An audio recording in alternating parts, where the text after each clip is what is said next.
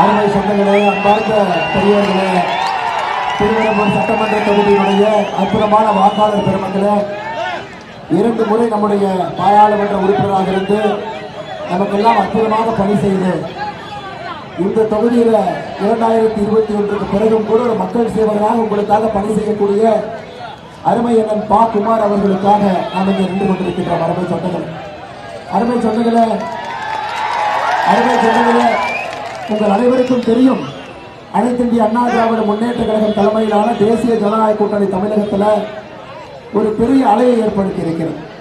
நம்முடைய அன்பு சொந்தங்கள் எல்லாம் நிச்சயமாக தமிழகத்தில் திராவிட முன்னேற்ற கழகத்தினுடைய ஆட்சி வீட்டுக்கு செல்ல வேண்டும். நிச்சயமாக ஒரு புதிய ஆட்சி நம்முடைய என்டிஏ வரணும். அண்ணன் எடப்பாடி பழனிசாமி அவர்கள் மே 4க்கு பிறகு தமிழகத்தினுடைய முதலமைச்சராக வர வேண்டும் என்று எல்லா மக்களுமே பேச ஆரம்பித்தாங்க. ஐயா, டெல்டாவிலிருந்து தென் தமிழகத்திலிருந்து கோயம்புத்தூரிலிருந்து சென்னை வரை எல்லோருக்கும் திமுக வேண்டாம், என்டிஏ வேண்டும். ஐயா, இன்னைக்கு நாம திருவெரும்பூர் தொகுதியில் மிக முக்கியமான நம்முடைய திருச்சி மாநகரத்தினுடைய தொகுதியில் இருக்கும். சகோதரர் உதயநிதி ஸ்டாலின் அவர்கள் 11ஆம் தேதி இங்க வந்தார். இங்க வந்து என்ன பேசிட்டு போனார்னா, உதயநிதி ஸ்டாலின் அவர்கள் பேசியது, நான் ஜெயிப்பது முக்கியம் அல்ல, அன்பில் மகேஷ் பொய்யாமொழியை ஜெயிக்க வைக்கணும். ஐயா, எதுக்கு பேசுறாங்கன்னு தெரியுமா? அன்பில் மகேஷ் பொய்யாமொழி அவர்களை பொறுத்தவரை தமிழகத்தினுடைய பகுதி நேர கல்வி அமைச்சர், part time education minister. Part time தான், ஃபுல் டைம் இல்லை, பகுதி நேரம். ஐயா, அவருடைய ஃபுல் டைம் வேலை என்னன்னா, அகில உலக உதயநிதி ஸ்டாலின் ரசிகர் மன்றத்தினுடைய தலைவர். அது ஃபுல் டைம் வேலை. எந்த வேலையுமே பள்ளி கல்வித்துறையில செய்யாம 5 ஆண்டு காலத்தை ஓட்டிவிட்டு நண்பர்களாக 2 பேரும் சுத்தி கொண்டிருக்கிறார்கள். ஐயா, திருவெரும்பூர்ல அண்ணன் அன்பில் மகேஷ் பொய்யாமொழியை நீங்க தோற்கறீங்க, சேப்பாக்கில் உதயநிதி ஸ்டாலின் அவர்கள் தோற்கடிக்கப்படுவார்கள். 2 பேரும் ஒன்னா தோற்கடிக்கப்படுவார்கள். அருமை சொந்தங்களே, மக்களுக்காக உழைக்கக்கூடியவர்கள். திமுகவினுடைய ஆட்சியை நாம் பார்த்துக் கொண்டிருக்கின்றோம். கடந்த 5 ஆண்டு காலத்துல சகோதரிகளை, தாய்மார்களை நீங்க சொல்லுங்க, ஒரு உருப்படியான ஆட்சி நடத்தினாங்களான்னு நீங்க சொல்லுங்க. பெண்களுக்கு எதிரான குற்ற சம்பவத்தை நீங்க பாருங்க. கற்பழிப்பு வழக்குகள் மட்டுமே பாலியல் வன்கொடுமை தமிழகத்தில் 5 ஆண்டுகளில் 2080 பாலியல் வன்கொடுமை வழக்கு. படுகொலைகள் மட்டுமே 8008. 18 வயசு கீழே இருக்கக்கூடிய குழந்தைகள் மீது நடத்தப்பட்ட பாலியல் வன்கொடுமை போக்சோ சட்டம் என்று சொல்லுவோம் 39,900. ஐயா, தமிழகத்தினுடைய எந்த 5 ஆண்டு கால அரசியல் வரலாற்றில் இவ்வளவு குற்றச்சம்பவங்கள் நடந்த ஒரு தமிழ்நாட்டை நாம் பார்த்தது கிடையாது. ஏன்? திராவிட முன்னேற்ற கழகம் ஆட்சிக்கு வந்த பிறகுதான் ஐயா தமிழ்நாட்டில் முதலாக கூட்டு பாலியல் வன்கொடுமை, கேங் ரேப் அப்படிங்கிறதே நம்ம ஊர்ல இப்பதான் நம்ம கேட்க ஆரம்பிக்கிறோம். இதெல்லாம் நம்ம ஊர்ல இல்லாத விஷயத்தை எல்லாம் திராவிட முன்னேற்ற கழகம் இங்கே கொண்டு வந்திருக்கிறாங்க.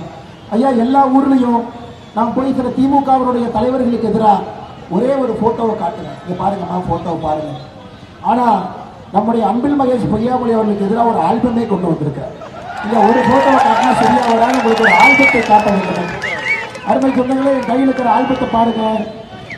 நம்முடைய திருச்சி மாவட்டத்தில் துறையூர்ல அரசு பள்ளியினுடைய நிலைமை எப்படி இருக்குன்னு பாருங்க. அரசு பள்ளியினுடைய நிலைமை எப்படி இருக்குன்னு பாருங்க. கேட்டா திராவிட மாடல் அரசு என்னென்னமோ பேசுவாங்க. திருச்சி துறையூர்ல அரசு பள்ளி கட்டிடத்தினுடைய மேற்கூரை விழுந்து ஏற்பட்டக்கூடிய விபத்து 22 செப்டம்பர் 2025. ஐயா, சிவகங்கை மாவட்டம் இளையான்குடியில குழந்தைகள் பள்ளிக்கூடத்துக்குள்ள ஒரு குடையை வைத்துக் கொண்டு எப்படி படிக்கிறாங்கன்னு பாருங்க. மழை காலத்துல பள்ளிக்கூடத்துக்குள்ள குடையை வச்சுக்கிட்டு குழந்தைகள் எப்படி படிக்கிறாங்கன்னு கேளுங்க. இதை பத்தி பேசுனீங்கன்னா திராவிட மாடல் அரசு நம்பர் 1 பாருங்க. எனக்கு கூரை இழுத்து தலைமை நம்பர் 1ங்களா?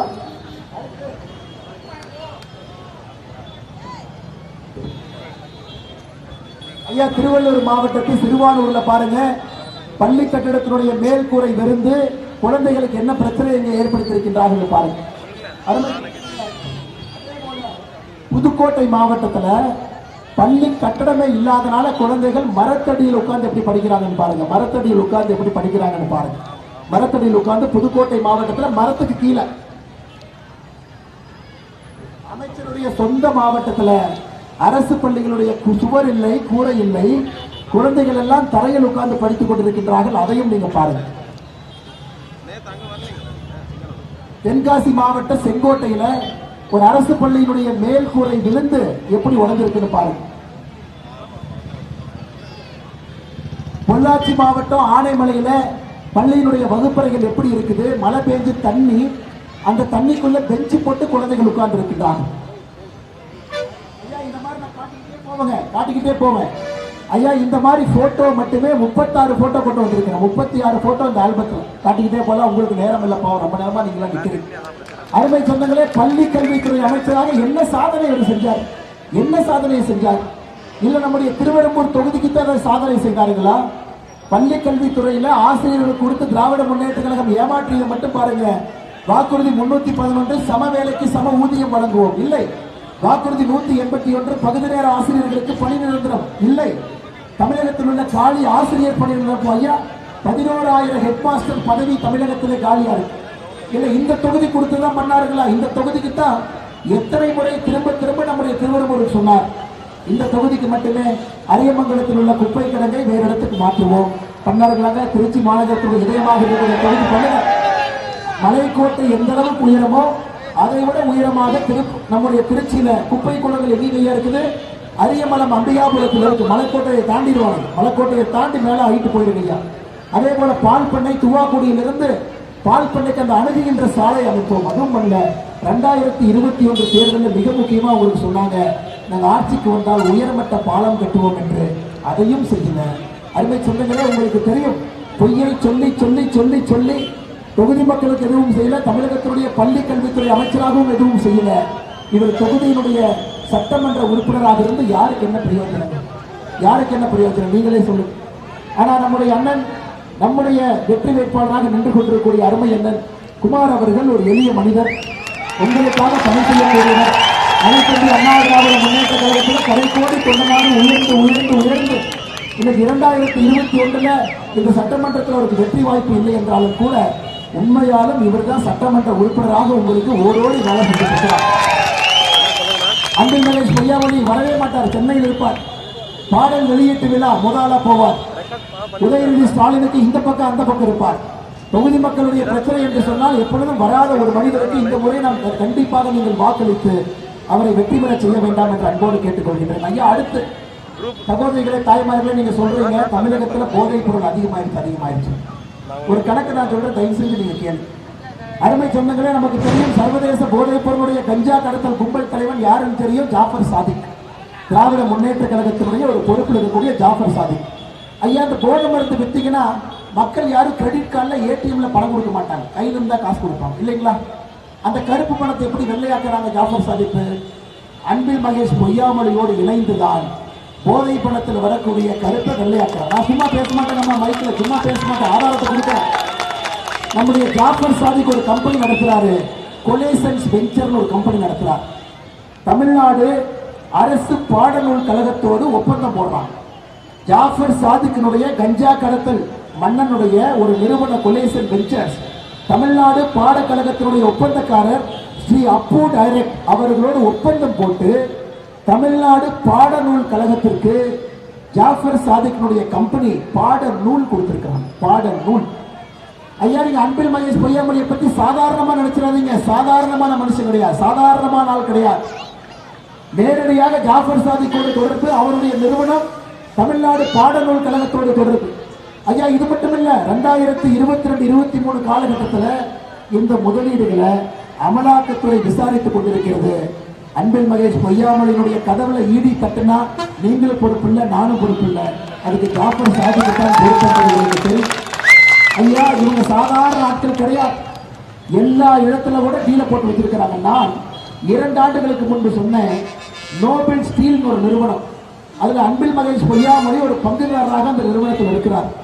அந்த நிறுவனத்திலிருந்து 1000 கோடி ரூபாய் துபாயிலிருந்து அந்த நிறுவனத்துக்கு பணம் வருது. நான் கேட்டேன், 1000 கோடி எப்படி வருது? அவங்க சொன்னா எங்களுக்கு சொந்தம் இல்லை, அங்கே சொந்தம் இல்லை, எனக்கு ஒரு வக்கீல் நோட்டீஸ் அனுப்பிச்சாங்க அந்த கம்பெனியில இருந்து. அருமை சொந்தங்களே, இன்னைக்கு நீங்க பாருங்க, இந்த ஆட்சி என்னன்னு பாருங்க. உதயநிதி ஸ்டாலின் அவர்கள் பேர்ல ஒரு அறக்கட்டளை இருக்கு சென்னையில். அந்த அறக்கட்டளையுடைய அட்ரஸ் 53/22 சரவணா தெரு, கேஜி நடராஜா பேலஸ், டி நகர், சென்னை 17. இந்த நோபல் கம்பெனியுடைய அட்ரஸும் 53/22 சரவணா தெரு, கேஜி நடராஜா பேலஸ், டி நகர், சென்னை 17. இந்த ஆட்சியை எங்கேயாச்சும் பார்ப்பீங்களா? நான் 1000 கோடி ரூபாய் வருமானம் தவறாக வருகிறது என்று குற்றம் சாட்டிய நிறுவனமும் உதயநிதி ஸ்டாலினுடைய அறக்கட்டளையும் ஒரே பில்டிங், ஒரே ஆபீஸ், ஒரே டோர் நம்பர். அதனால தயவு செய்து இந்த அன்பில் மகேஷ் பொய்யாமொழியை நல்லவன் மட்டும் தயவு செய்து நினைக்கிறாங்க. யாரையும் குற்றம் சாட்ட வேண்டும் என்பதற்காக தேர்தல் குற்றம் சாட்டியுங்க. ஆனா நல்லவரை நீங்க ஓட்டு போட்டு தேர்ந்தெடுக்காம இருந்தா அந்த தவறு செய்யக்கூடாது என்பதற்காக இதை நான் சொல்றேன். அதனால் நம்முடைய அண்ணன் குமார் அவர்களை இந்த முறை நீங்க நம்முடைய அனைத்து இந்திய அண்ணா திராவிட முன்னேற்ற கழகம் தலைமையில் இருக்கக்கூடிய தேசிய ஜனநாயக கூட்டணி சார்பாக நம்முடைய வெற்றி வேட்பாளராக இருக்கிறாங்க. அண்ணன் அவர்களை நீங்கள் விட்டுக் கொடுக்காம உங்களுடைய சட்டமன்ற உறுப்பினராக நீங்க ஓட்டு போடணும். அதே நேரத்தில் இளைஞர்களே அரசியல்ல கொஞ்சம் அனுபவம் வேண்டும். இளைஞர்கள் யாரும் தப்பா நினைக்கக்கூடாது. நீங்க எல்லாம் மாற்றம் வேண்டும் என்று சொல்றேன். ஐயா, திமுகவிடமிருந்து மாற்றம் வேண்டும் என்றால் அரசாட்சி செய்ய தெரிந்த ஒரு கட்சி ஆட்சியில் உட்கார்ந்தா தாங்க மாற்றம். அதனால இளைஞர் பெருமக்களே 2 முறை பாராளுமன்ற உறுப்பினராக இருந்து இந்த முறை உங்களை அன்பையெல்லாம் எதிர்பார்த்து நின்று கொண்டிருக்கிறார். ஒரு தொகுதிக்கு எப்படி தெரியும் ஐயா, ஒரு எம்எல்ஏவா யாராச்சும் வந்தா எப்படி ஃபைல் பார்க்கணும்னாலும் தெரியணுமே, ஒரு அரசாங்க அதிகாரிகிட்ட எப்படி பேசணும்னாலும் தெரியணுமே, ஒரு தாசில்தார் அலுவலகத்தில் போய் எப்படி வேலை வாங்கணும்னாலும் தெரியணுமே. அது தெரியாதவங்க எப்படி எம்எல்ஏவா வந்து உங்களுக்கு தண்ணி கொடுப்பாங்க, ரேஷன் கார்டு கொடுப்பாங்க, ஆதார் அட்டை கொடுப்பாங்க.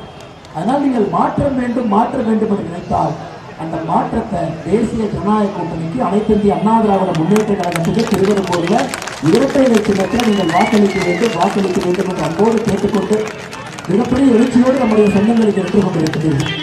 இந்த முறை தவற விடாம, இந்த வாய்ப்பை தவற விடாம நம்முடைய அண்ணன் குமார் அவர்களுக்கு நீங்கள் வாய்ப்பு கொடுத்து இரட்டை இலை சின்னத்தில் அவருக்கு நீங்கள் முழு ஆதரவும் தெரிவித்து திருவெரும்பூரில் அவரை வெற்றி பெற செய்ய வேண்டும் என்று பணிவன்போடு கேட்டுக்கொள்கின்றேன். நம்முடைய வெற்றி சின்னம் இரட்டை இலை என்பதை மறந்து விடாதீர்கள்.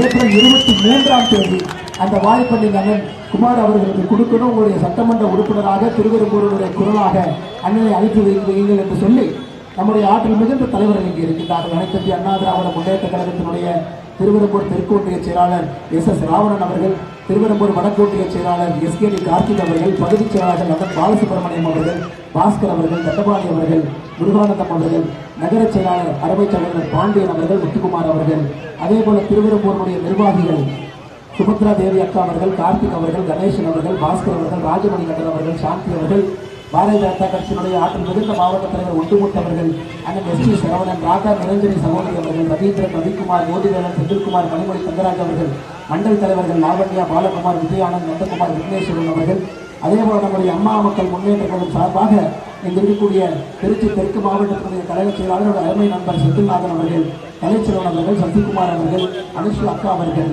மூவேந்தர் முன்னேற்ற கழகம் சார்பாக இருக்கக்கூடிய அண்ணன் சக்திவேல் அவர்கள், அதேபோல இந்திய ஜனநாயக கட்சி அண்ணன் சசிகுமார் அவர்கள், தமிழ் மாநில காங்கிரஸ் அண்ணன் திருச்சி குணா அவர்கள், பாட்டாளி மக்கள் கட்சியுடைய தலைவர் திலீப்குமார் அவர்கள், எல்லா நம்முடைய ஒன்றிய பகுதி பேரூர் நகர கழக செயலாளர்கள் எல்லா கட்சியின் சார்பாக இங்கு வந்திருக்கக்கூடிய எல்லோருக்கும் மறுபடியும் நன்றி தெரிவித்து அருமை சொன்னதில்லை. இன்னும் ஒரு இடத்துல போய் 10 மணிக்கு முன்னாடி பேசணும். திருச்சி மேற்கில் அங்கேயே மக்கள் நின்று கொண்டிருக்கிறார்கள். அதனால் நீங்கள் தவறாக நினைக்காம உங்கள் இடமெல்லாம் கொடுத்து மக்கள் சின்னத்தினுடைய வெற்றிக்கு திருவெரும்பூரில் நீங்கள் அண்ணனோடு இருந்து குமாரன் அவர்களை நீங்கள் வெற்றி பெற செய்வது பணியோடு எல்லோருக்கும் கேட்டுக்கொண்டு பாரதிய ஜனதா கட்சியுடைய தலைவர்கள் தொண்டர்களே, எதையும் எதிர்பார்க்காமல் இருக்கக்கூடிய நாம ஒரு வாக்கையும் கூட சிதாம ரெட்டலைக்கு நீங்கள் கொண்டு வந்து சேர்த்து ஆனால் இந்த எலெக்ஷன்ல திருச்சியை பொறுத்தவரை ஒரு வாக்கும் நமக்கு முக்கியம் என்பதை புரிந்து கொண்டு அண்ணன் குமார் அவர்களோடு நீங்கள் இருக்க வேண்டும் என்று சொல்லி தமிழக மக்கள் முன்னேற்ற கழகத்தினுடைய தலைவர்கள் தொண்டர்கள் இருக்கிறார்கள். அவர்களுடைய இழந்த வாழ்த்துக்களை வாழ்த்துக்களை தெரிவித்து எல்லோருக்கும் ஒரு நன்றிகளை தெரிவித்து தாய்மார்களுக்கு பாதத்தை கொண்டு வழங்கி மாற்றத்திற்காக நீங்கள் தேசிய ஜனநாயக கூட்டணியோடு இருக்க வேண்டும் என்று சொல்லி எல்லோருக்கும் நன்றி தெரிவித்து முடித்துக் கொள்கின்றேன்.